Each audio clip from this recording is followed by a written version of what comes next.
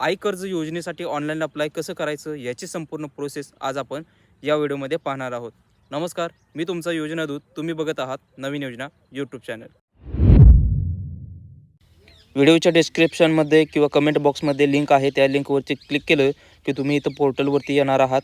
इथं आल्यानंतर पहिला रजिस्ट्रेशन म्हणजेच नोंदणी करायची आहे.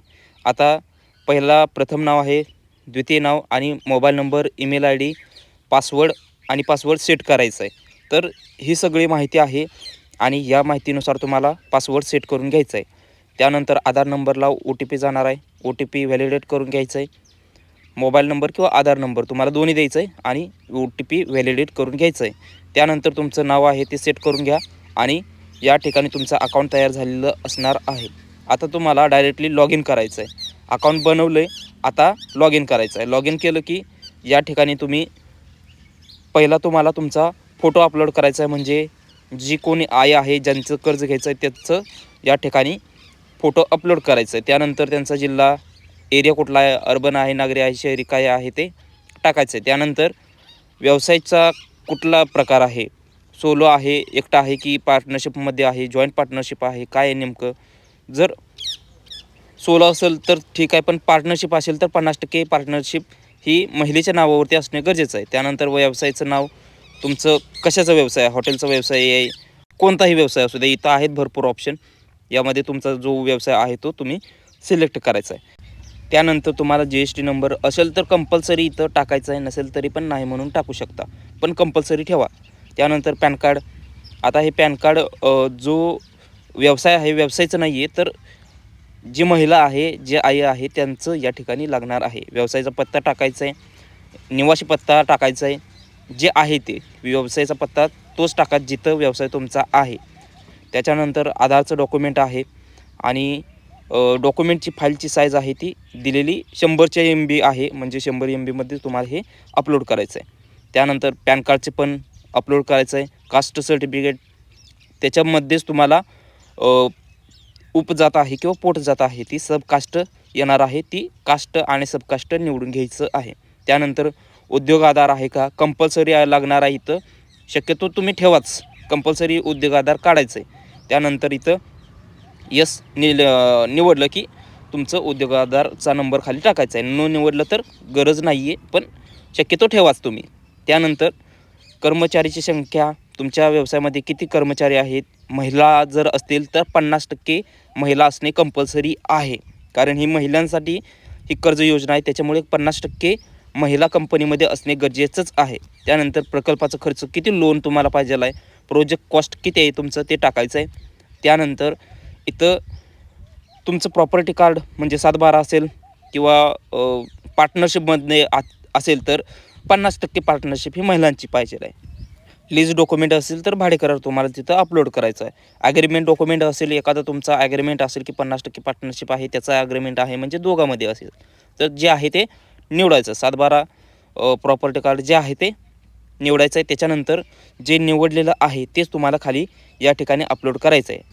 त्यानंतर इथं कागदपत्रांचा व्यावसायिक पुरावा म्हणजेच प्रॉपर्टी कार्ड असेल किंवा 7/12 जे आहे ते जे निवडलं आहे तेच तुम्हाला इथं अपलोड करायचं, हे व्यवस्थितपणे समजून घ्या. त्याच्यानंतर या ठिकाणी तेच आहे, डबल तुम्हाला फक्त अपलोड करायचं आहे.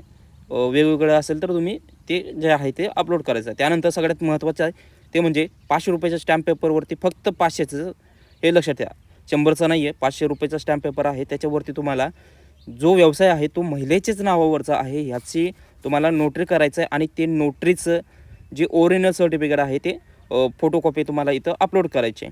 फाईलची साईज तुम्ही 100 MBमध्ये ठेवू शकता. त्याच्यानंतर कॅन्सल चेक आहे. कॅन्सल चेकमध्ये तुम्हाला कॅन्सल हे चेकवरती नाव लिहिलेलं असतं, तेच तुम्हाला तिथं अपलोड करायचं आहे. ते नाव लिहायचं आहे आणि अपलोड करायचं आहे. जर हे नसेल तुमच्याकडे तर तुम्ही तुमची बँक पासबुकची पहिली प्रत अपलोड करू शकता, पण शक्यतो ते करू नका. जे कॅन्सल चेक आहे तेच तुम्ही अपलोड करायचं आहे.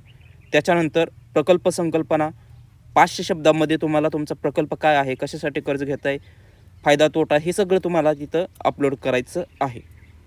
त्यानंतर तुम्हाला इथं ₹50चं चलन आहे ते चलन भरणा करायचं आहे. आता हे चलन भरणा कसा करायचा, आता हे तुम्हाला आता डायरेक्टली इथल्या इथंच तुम्हाला सांगतो. इथं वेबसाईट दिलेली आहे, त्यावरती तुम्हाला जायचं आहे आणि तुम्हाला ते इथं ₹50चे चलन पावती आहे ते भरून अपलोड करायची आहे.